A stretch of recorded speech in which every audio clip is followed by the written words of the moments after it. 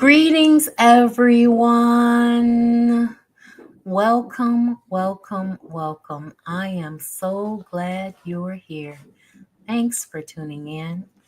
Tonight, we'll be reading Cultural Misorientation by Kobe Cambone, the greatest threat to the survival of the Black race in the 21st century. Greetings. My name is the Revolutionary Matron, and my show is called The Learning Curve. I broadcast on a network called KWAZ Radio. There are other hosts on the network I'd like you to meet. Greetings, everyone. This is Koku from the Bitter Medicine Podcast, inviting you to tune in to the Bitter Medicine Podcast on KWAZ Radio. Peace, family. This is Oni, inviting you to listen to the Pro-Black Perspective, where Black problems are addressed with Black solutions. This is D Webb with the Harsh Reality Podcast, asking you to tune in where we tackle the news of the day that affects our community, only on KWAZ Radio. The views, thoughts, and opinions expressed here belong solely to the respondent, and they do not necessarily reflect any broadcast networks, affiliates, nor sponsors. The Learning Curve is a broadcast created for the benefit of my global community. Black is a consciousness. Content is being used for our commentary, research, criticism, education, scholarship, teaching, preaching, and news reporting. No copyright infringement is intended. I will make enunciation mistakes. I will give you my opinion about the information. And if you ever ask, I will send you my source. Preface. Any paradigm which asserts, as does the cultural misorientation paradigm, referred to in this book as the CM paradigm, that for Black Africans to in effect function or behave like white Europeans represents a mentally disordered condition, naturally flies in the face of a European supremacy, psychosocial order, or social cultural reality, and directly threatens and challenges its false assertion of the universal mental health standards, and is thus its domination over African psychological reality. Consequently, we must not look to or expect the global European supremacy mental health establishment to embrace this paradigm in any way, shape, or fashion anytime within the foreseeable future. It is the responsibility of African-centered psychology and African-centered thought in general to assert African-centered paradigms, not European-centered psychology and thought.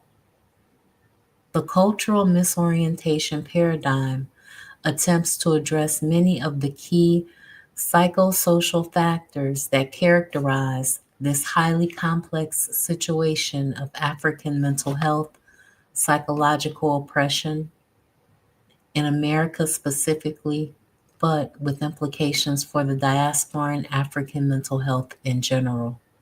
We sick. In this book, I am trying to make a convincing case to the African world that we are indeed quite mentally ill, but not in the usual Eurocentric sense of the term that we have all become conditioned to. In other words, where even a mass murderer or serial killer in this societal cultural reality can be viewed as sane or mentally normal.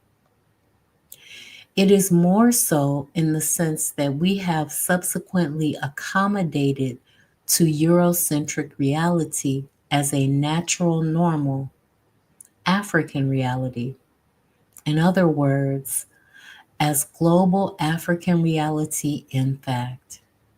As a result of our suffering from Eurocentric cultural oppression, being literally imprisoned by Eurocentric reality.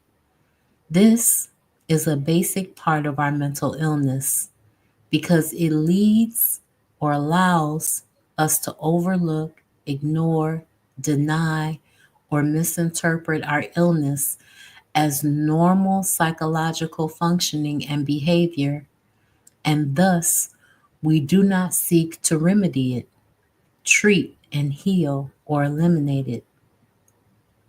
It is this complex psychological web of paradoxical misinterpretation and denial that is such a disguised yet potent silent killer, destroyer of quality African life, physically, materially, mentally, and spiritually throughout the diaspora, as well as throughout the African continent.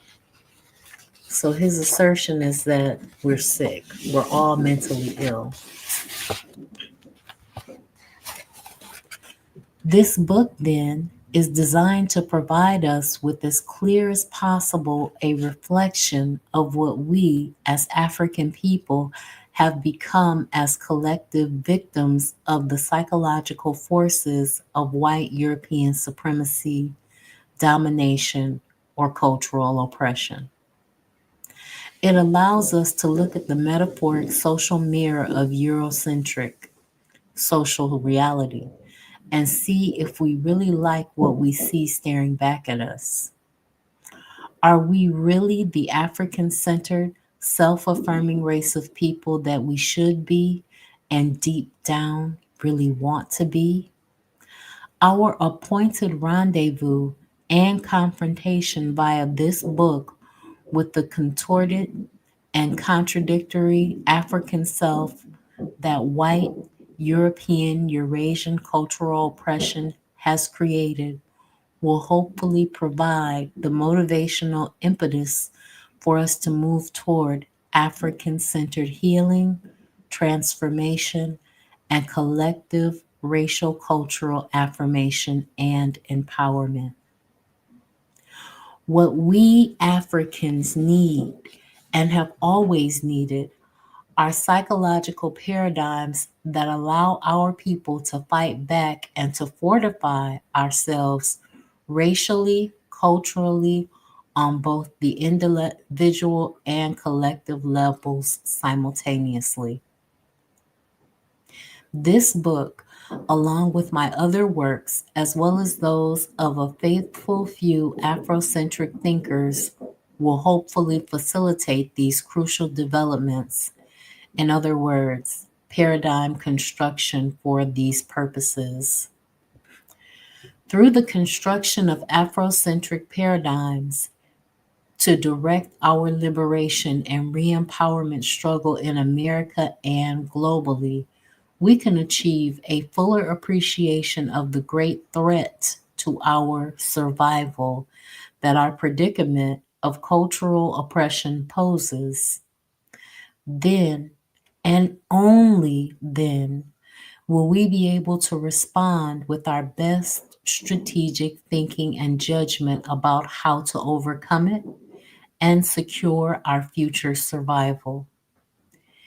Even under the best of conditions in the past, the circumstance of Africans in America has been much like that of a person who is doped up on some kind of mind altering drug and is trying to make critical conditions about what is in the best interest of his or her future survival while still in the drugged state or condition. Did you hear that? We're drugged by being in this American paradigm. Greetings, forecast. Thanks for tuning in.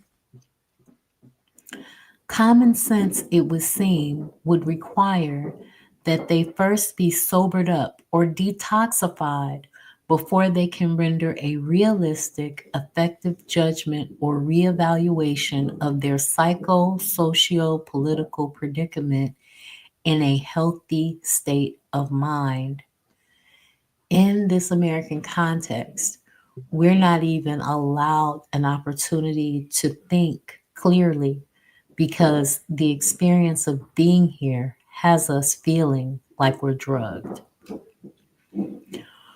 When one accurately and comprehensively perceives and analyzes the diasporan African mental health predicament from its true historical, sociological, political, economic, and psychological realities, one can't help but conclude that this scenario helps us to convey the great complexity, danger, and challenge that European Eurasian cultural oppression confronts us with.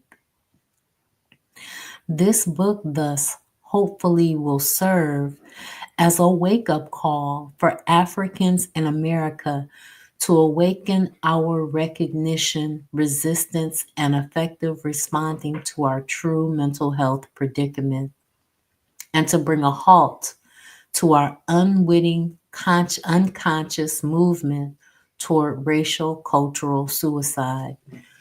So, being here is a step toward suicide every single day that you're here. As Forecast always says, maybe the children born today will get up and decide to have the fight for tomorrow. And maybe they won't be entrapped in this system because they'll be equipped with the tools that they need. But we're sick and we're trapped. There are several special acknowledgments listed here in the preface. With that said, now let me take a moment to acknowledge all of those special persons who contribute in some way to the completion of this project. To all of those who made a contribution in large or small part toward the completion of this manuscript, I am eternally indebted. Specifically, I want to thank my critical reviewer readers, Professors Reginald Hopkins, or Brother Kwiku of Virginia State University, and Reginald Rackley, Brother Oko of Southern University, as well as my many colleagues at FAMU, Professors Huberta Jackson Lohman and Olapido Errowan. They diligently read through the entire manuscript and provided many insightful comments and helpful criticisms as to the substantive content, quality, and style of its presentation, among other critical insights, which made my presentation of the ideas herein much more clear and understandable. I cannot thank them enough for taking time out of their very busy schedules to provide me this significant and necessary assistance.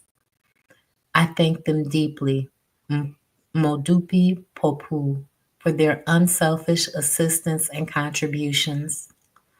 I would also like to thank my good friend, Sister Doozy, for her meticulous proofreading of the manuscript and assisting me in constructing more readable sentences and dotting all the I's and crossing all of the T's and so forth. Madasi Paz, for her tireless effort and most significant contribution to the success of this project. Notwithstanding all of the significant assistance in the final analysis, of course, the onus always falls on me as the one accountable for the overall quality of this work. And as always, I accept full responsibility for any errors or lack of quality that may remain in the book. Where such occur, they are most likely due to my perhaps stubborn persistence and insistence on ignoring good advice and counsel from those who are ably assisted me in this process. And last but not least, I would like to thank my students, especially my recent and past graduate students, many of whom I am now so very proud to acknowledge as my colleagues, who have scrutinized me with who have scrutinized with me over the nature, depth, scope, and breadth of the cultural misorientation paradigm in relation to the contemporary African mental health experience. Our many intellectual exchanges over these issues have unquestionably contributed to a more effective articulation of these matters, and especially my ability to present them in a way that is hopefully more understandable to the wider African community. I owe them much as well. Nkosi, to the vindication, redemption, and affirmation of our ancestors, and towards our certain victory, I remain our people's most dutiful warrior and servant. Kobe K.K. Cambone, PhD, Tallahassee, Florida, May 2003. Introduction. The European American community's drive to disguise and conceal their culpability and guilt in the destruction and oppression of Africans through their collective societal institutional arms requires American society, both whites and its Black victims as well, to operate in a kind of collective psychosis. Everyone appears to operate in a blanket of denial of the true history of Africans in America and the continuing contemporary legacy of that history, which allows whites to feel secure and positive about themselves and to project themselves to the world as the apex and standard of civility and high culture, with, of course, the implied beneficial psychological, economic, political, and spiritual outcomes for everyone. Thus, maintenance of the psychological comfort level of European supremacy in American society requires, no, in fact, it demands this kind of collective denial or psychotic behavior and functioning among the Africans in virtually every aspect of American life. Consequently, the Black race in America is literally forced to and is reinforced or rewarded and applauded for functioning in a state of collective mass psychosis. Within this context, Africans in America are reinforced for suppressing and or denying their true racial cultural identity and history. In other words, their integrity as human beings. For remaining ignorant of their true history and culture in the world, and for internalizing as much as possible of a Eurocentric consciousness.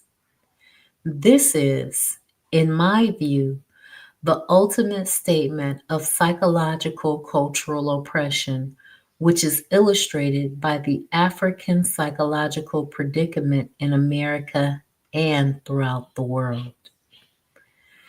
In my class lectures on this subject, I often use the following illustration of the psychological dilemma of culturally oppressed Africans.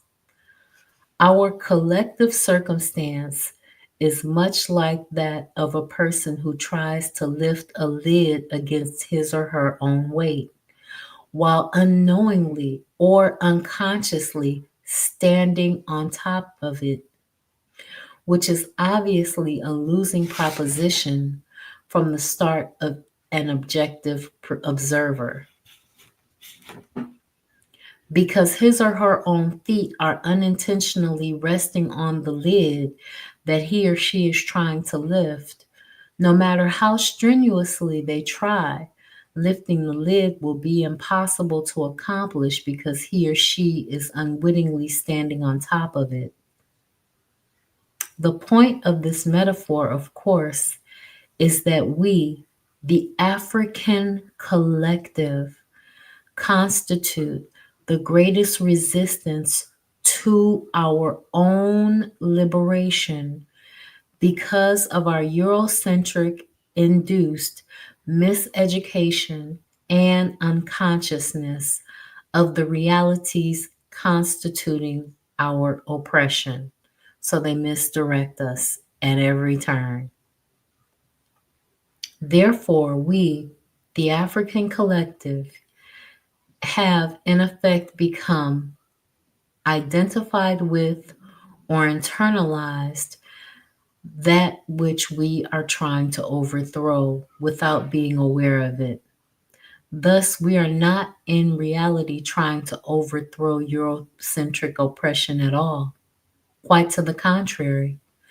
Collectively, we have become the epitome of Eurocentric consciousness in Black skin, a psychological dilemma which I have termed cultural misorientation. This book will attempt to explain this contradictory state or dilemma of the African mind in clear psychological terms, as well as propose how we must go about resolving it. As can be seen in the title of this book, I have taken the position that cultural misorientation represents the most life threatening condition of the many that plagues the African community, particularly in the United States, but also throughout the African diaspora and in Africa as well. This is not a new idea in my thinking. I allude to it quite some time ago in the observation that cultural misorientation poses one of the greatest threat, if not the greatest threat, to African mental health throughout the world in my former book on page 154. Some readers may initially take issue with my characterization of what essentially consists of a psychological condition as posing the greatest threat to African survival in America specifically and possibly globally if we comprehend the full import of the paradigm advanced herein. While the content of the book speaks for itself on this issue, a brief supplementary note on the rationale behind my rather bold assertion seems warranted in order to introduce the seriousness of this topic and the ensuing discussion. My reasoning is as follows. Our behavior is largely a function of our state of mind, our thoughts, feelings, sensations, and perceptions. Sensing and interpreting of meanings as we ascribe to our experiences. Thus, our behaviors are ultimately energized, driven, and directed by our psychological state and condition. Cognitions and emotions are an example. There are, of course, numerous major threats out there, both physically and psychologically, to the survival of our race, such as Black on Black crime and violence, undereducation, which causes illiteracy and ignorance, and miseducation, economic poverty, and naturally the persistent anti-Blackness, anti-African hatred, and violent behavior from Europeans or whites and the other non-Black races.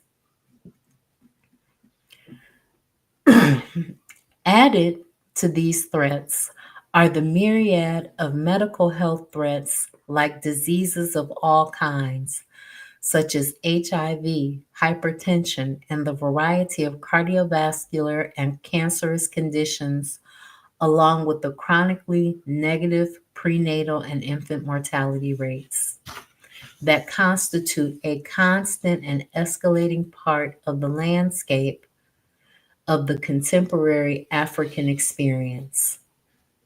No one would argue that these are not also very real and present threats to the survival of the Black race. However, I am proposing that most of these are largely symptoms and expressions of the real underlying problem, cultural misorientation.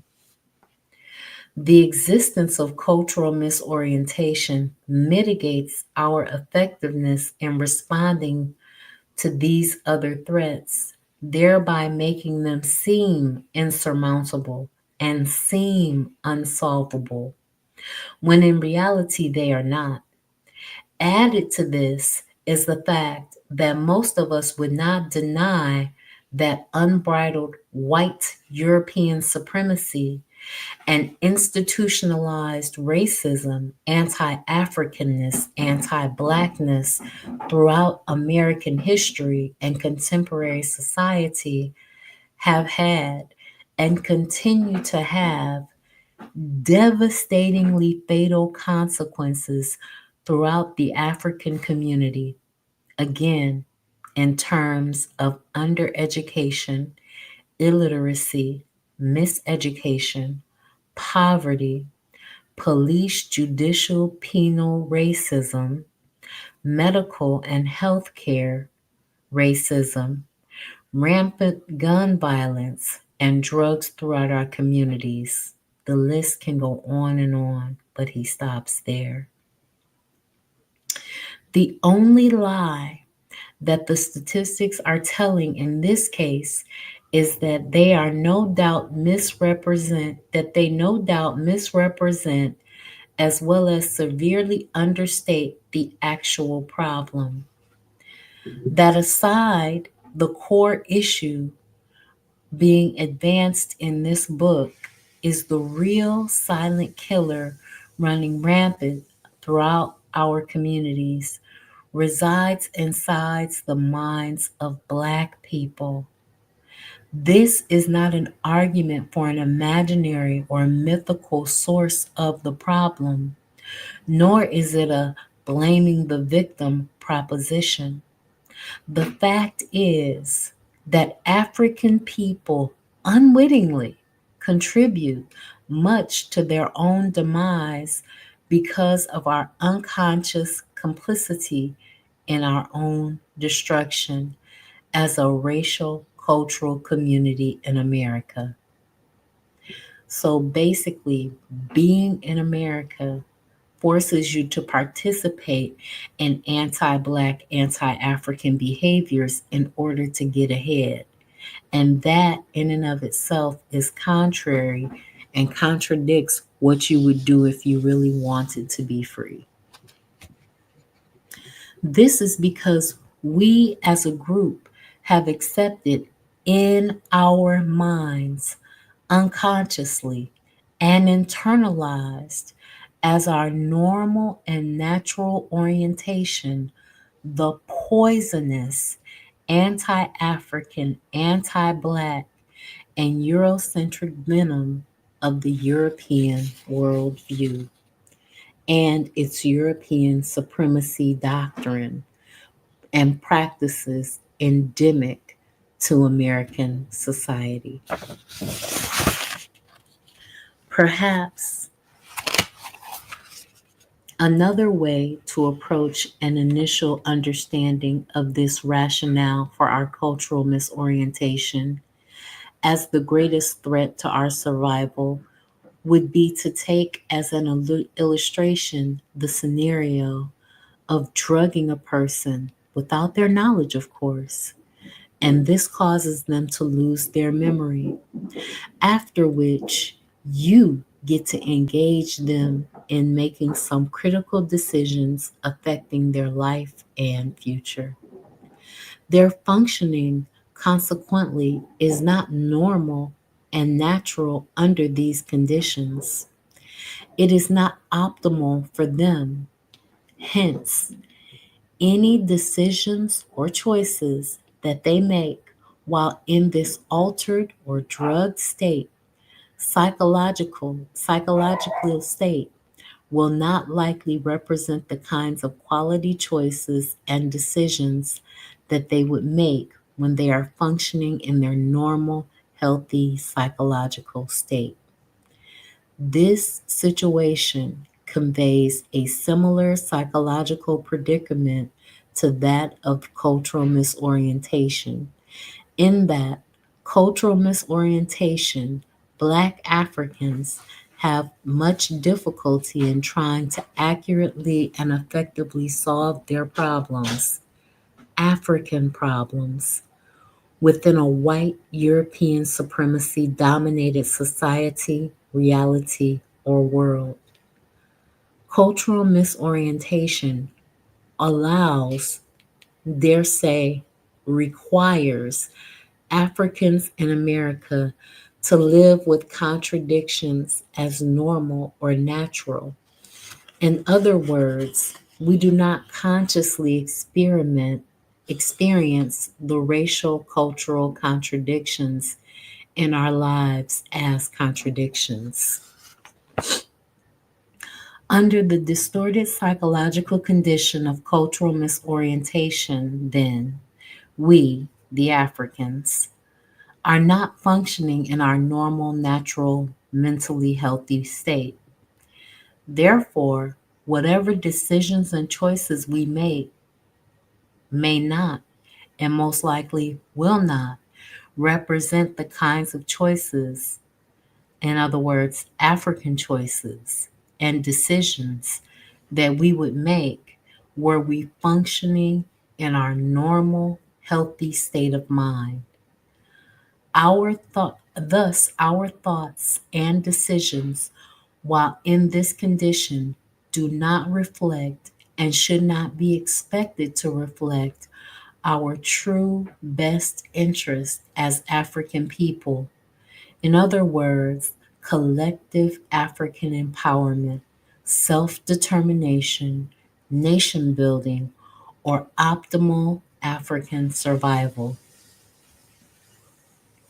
Given this understanding, I will be arguing in this book that cultural misorientation represents both an individual and collective psychological condition representing African Black personality disorder, which drives African people to collectively engage in anti Black, racially disempowering, and self destructive behaviors.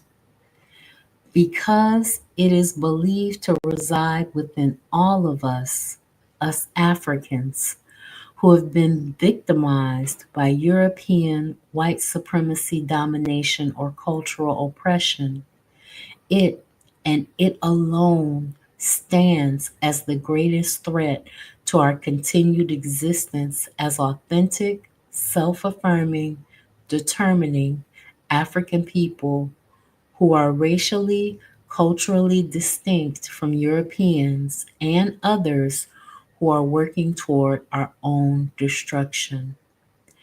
This condition represents the truly megavirus among us. Therefore, I believe that cultural misorientation is indeed the most critically important challenge confronting our race today, and this book will seek to make a case to that effect. We, but Africans in America in particular, must come to recognize its festering existence among us and strive to understand and eradicate it from our individual collective psyche. This book is intended to forcefully nudge our community in that direction for not only the sake of our ancestors, most of whom have perished, at least in part because of it, but also for our future generations, whom we absolutely must afford every possibility of effectively combating and surviving it. It has, for quite some time, been my observation that our courageous, gallant, yet most often futile struggle to defend ourselves against the psychological imposition of European cultural imperialism, what has been sorely missing from our arsenal of psychological weaponry has been formal paradigms of African psychological health and disorder to guide our activities and behaviors. This absolutely crucial deficit in our repertoire of combat strategies has left us vulnerable, if not totally defenseless, in our battle against the persistent and ever strengthening forces of European cultural imperialism or European white supremacy domination and its widespread internalization from within the race. Thus, both within the race and in our interactions outside the race with Europeans and other non Africans, my work over the past nearly 30 years has tried to address this problem among Africans. This book represents the culmination of this work to date in relation to the construction of formal paradigms that can be effectively articulated and defended in any racial cultural context against any intellectual scholarly protestation and opposition, but particularly within the African community, which is, in actuality, the only community that should concern us in this regard. The plan of the book.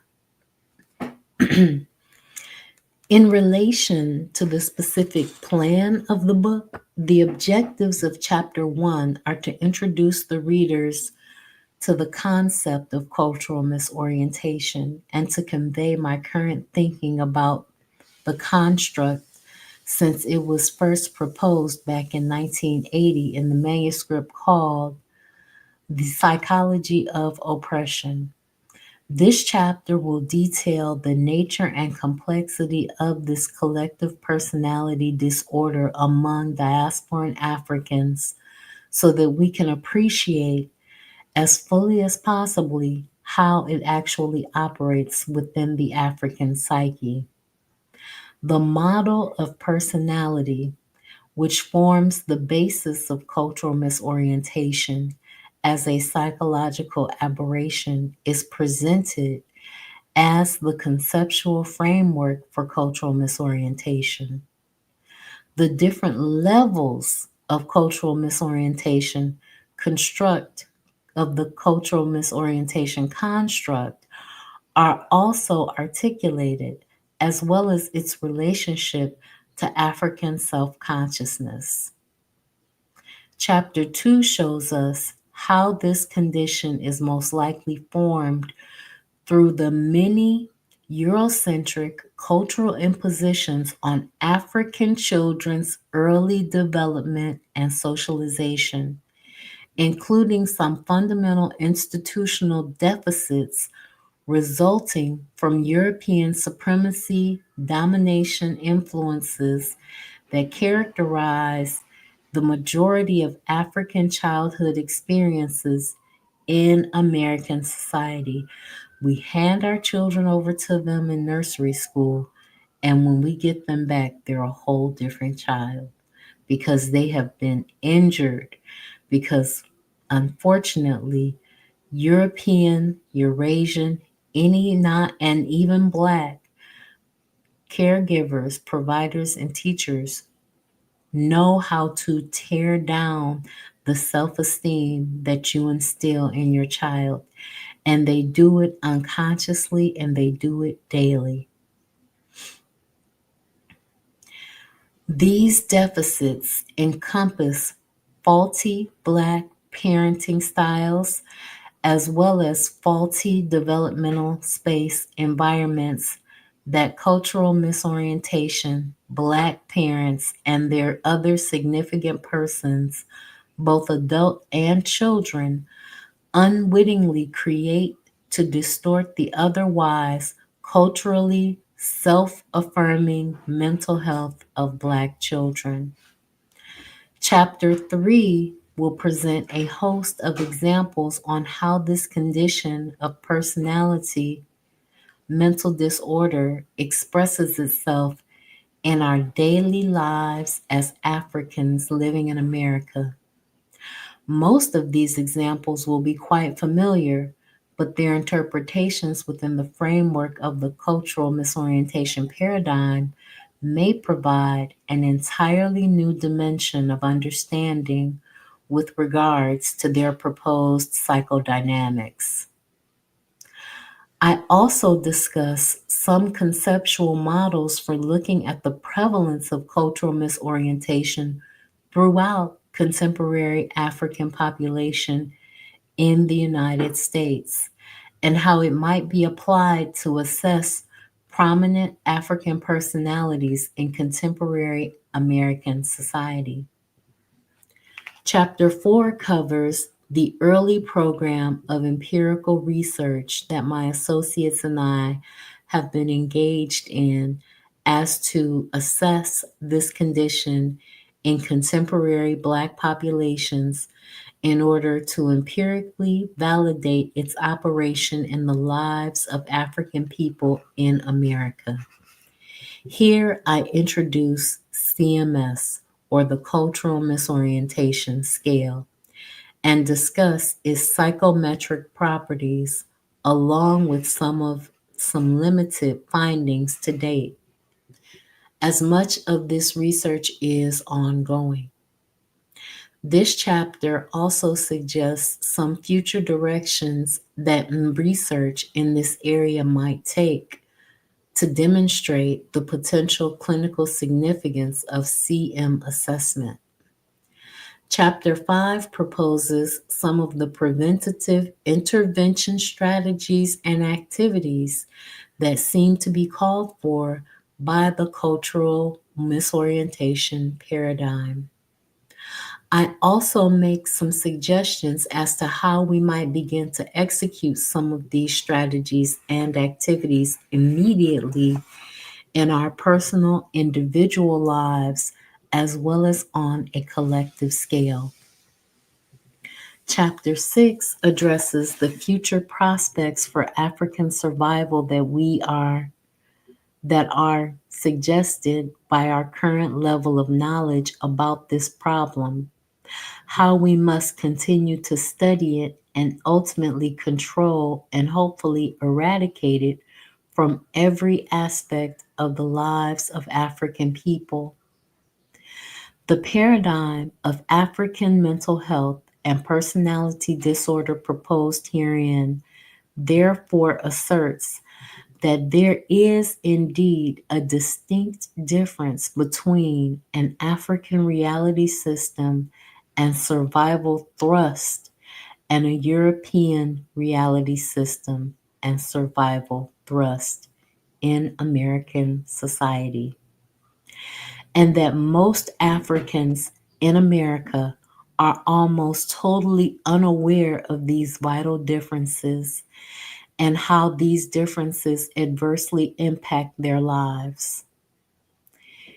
It further asserts that the African reality system survival thrust is superior and, in fact, optimal for Africans in America to the European American reality system, the European worldview, to which Africans have been forced to assimilate and internalize through the American societal institutional arrangement.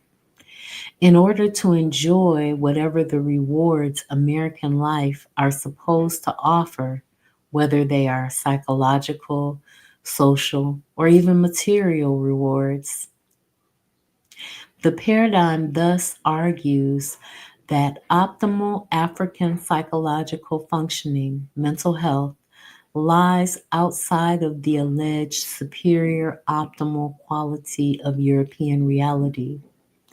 In other words, the false assertion of European worldview as universal and of the African worldview as primitive and inferior. Some final observations.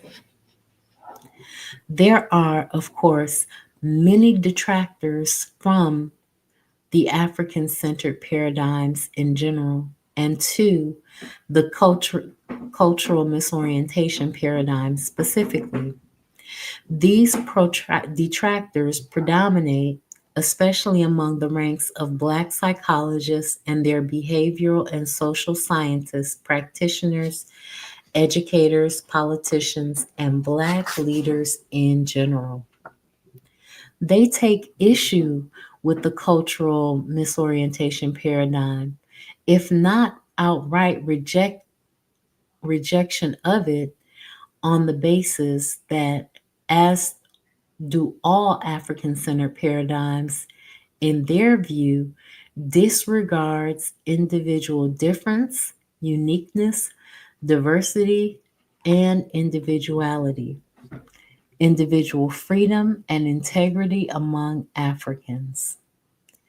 That is, they complain that such paradigms deny the right to be different from and independent of, as if diversity as opposed to uniformity of thought and behavior of other Blacks, that they deny the rich and healthy variety or diversity within the Black race. In other words, the detractors of the cultural misorientation paradigm have conjured up an anti monolithic Black race rhetoric, a mythical barrier probably invented by out of their own racial cultural ambivalence and anxiety, or perhaps their own cultural misorientation, that has become the intellectual basis for their call to arms in defense of an unwitting personal commitment to an internalization of Eurocentric values and ideology.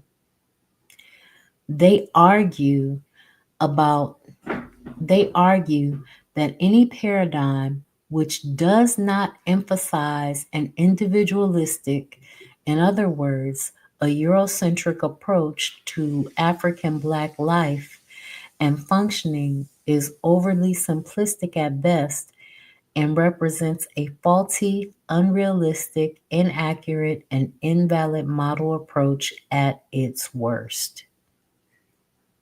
They insist that African centered paradigms promote a monolithic racial personality model because such paradigms focus on cultural factors related to shared collective values, norms, beliefs, and behaviors, among other cultural aspects, as opposed to a mythical individual uniqueness model or approach, which they erroneously accept as natural universal condition among human beings based on the Western Eurocentric paradigm, which again they have unwittingly embraced.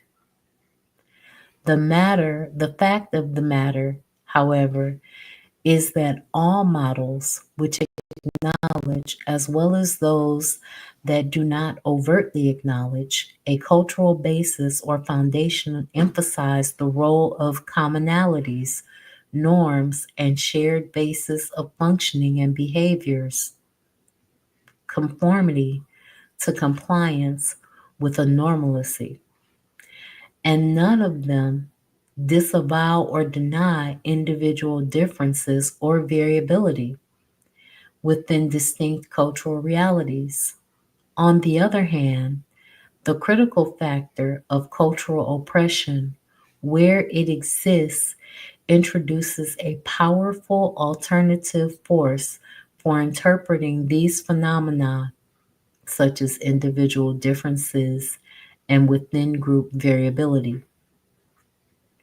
as distinct from the more neutral sounding, yet politically sinister, intercultural process of cultural assimilation, cultural borrowing and exchange, and adaptations of various sorts from the intellectual arsenal of Eurocentric anthropology, sociology, psychology, and the like. So, what he's saying here is that all of these Black leaders and thinkers that he encountered could not see the similarities and sameness amongst Black people with other Black people because we're Black people, but they went out of their way to dig into white people's issues and see and find the sameness that they had with white people. In other words, it is a misperception to interpret an emphasis on individuality and within group diversity as normal and healthy processes when such a phenomena are in reality Eurocentric in content and structure as opposed to being universal, cultural free, or culturally neutral. It seems to me then that these are mere camouflages and diversionary tactics generated by our conditioned racial identity anxiety, which allow us to avoid the real issue posed by the cultural misorientation paradigm and other African centered paradigms. That is, the organistic, organismic survival maintenance principle undergirding African centered paradigms.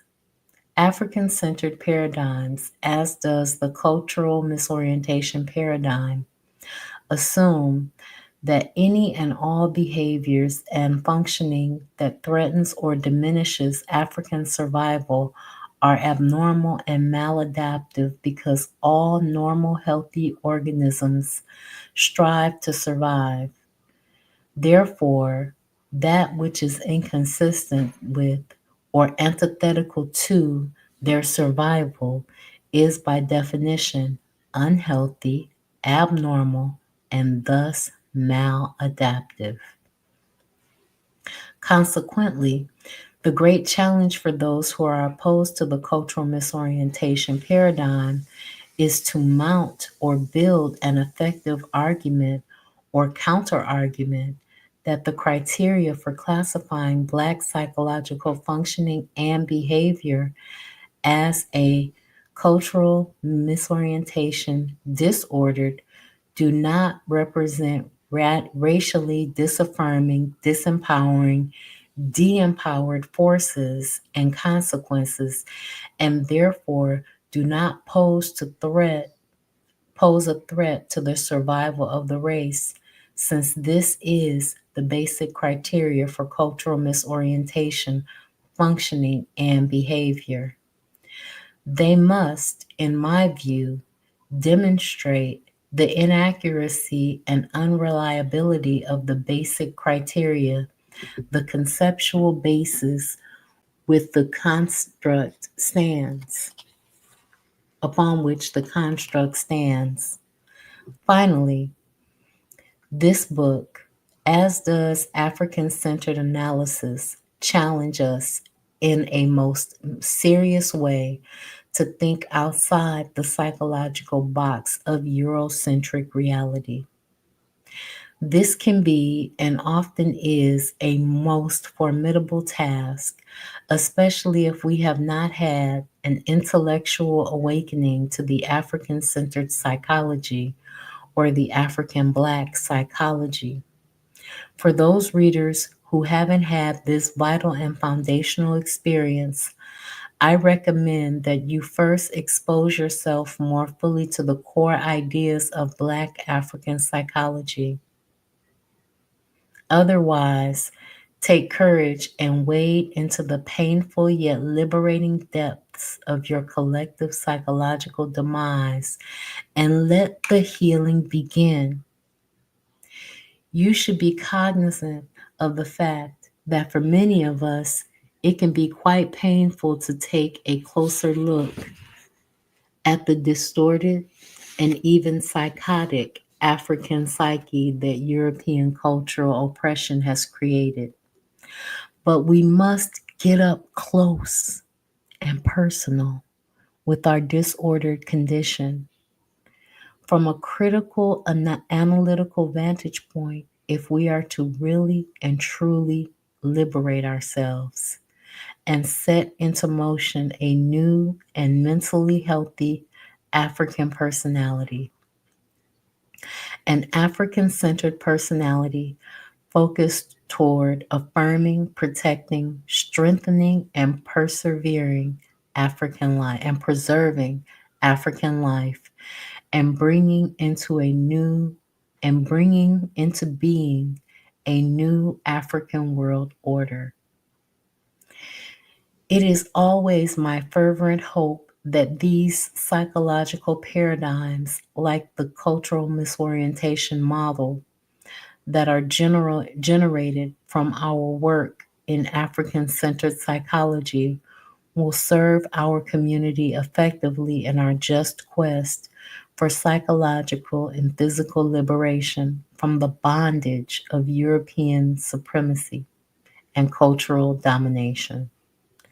If we truly heed the warning sounded by this book, I am confident that we will courageously and forcefully rise to the occasion and ultimately be victorious over the insidious psychological disease that has germinated for more than 400 years of violent and suffocating cultural oppression in the diasporan African community.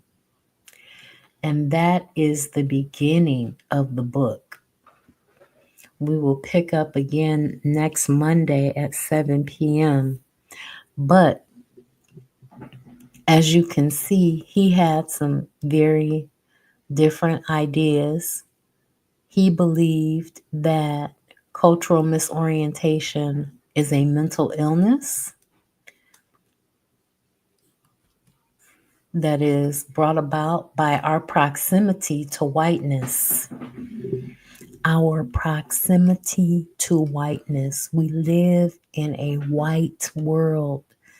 It is completely controlled and dominated by white people. You got to ask a white person for a job most of the time. Usually, white people are educating your children. White people have say-so over whether or not you get a bank loan. White people have say-so over whether or not you get a car loan. Because even if your sales agent or your teller is Black, there's a white face behind it in the back office. So I want you to think about that.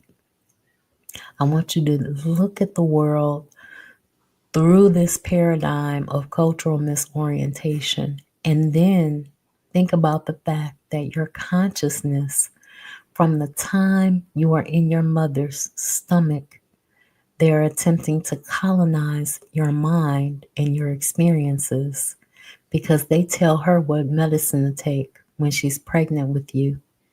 They tell her what books to read. They recommend to her what they're supposed to do while she's pregnant with you. So from the time you are more than a thought. From the time you are a positive pregnancy test until now, they are always trying to subvert your consciousness. Remember, the battle isn't for the battle isn't for your body. The battle is for your consciousness. The battle isn't about your money because once they have totally subverted your consciousness, you'll spend money the way that they tell you to. The battle is for your consciousness. All right, guys. Forecast says great reading, great book choice. I hope we enjoy this book. This is going to be an interesting ride. It's not a long book, but it is a book that has lots and lots of nuggets in it, lots and lots of nuggets and gems. And I hope that we enjoy this book. I'm making some mistakes, but I tell you, I will make enunciation mistakes. I will stumble through the words sometimes because sometimes I read faster than I talk.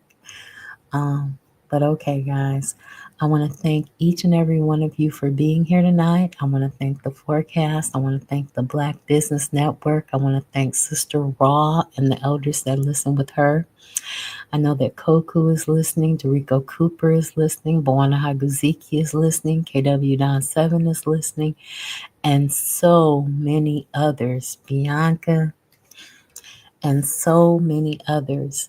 I value each and every one of you. I thank you for tuning in. And if you ever have a question or want to talk, please make sure you either hit the link or send me a comment and we can dialogue about the books and the conversations that we're having here. All right, I will see you next Monday, guys. Thanks for tuning in. Peace, guys.